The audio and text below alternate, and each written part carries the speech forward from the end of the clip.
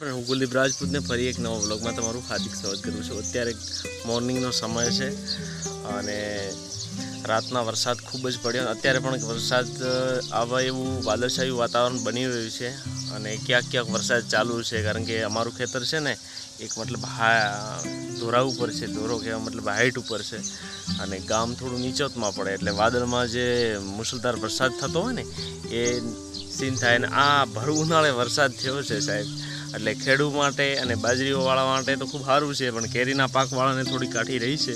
તો I hope મળીએ છીએ બ્લોગમાં। કંઈક આવો નજારો છે મારા ઘરનો।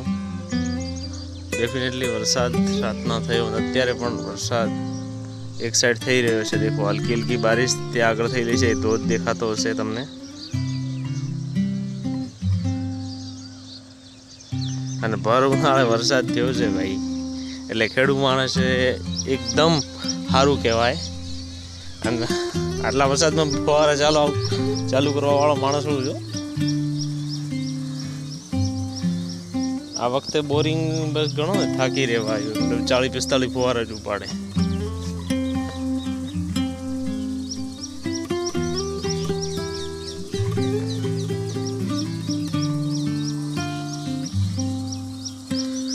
અહીંયા હલકી હલકી બારિશ ચાલુ જ છે, મતલબ ગણો ને વરસાદ ચાલુ જ છે। ધૂંધ દેખાઈ રહ્યો છે તમને।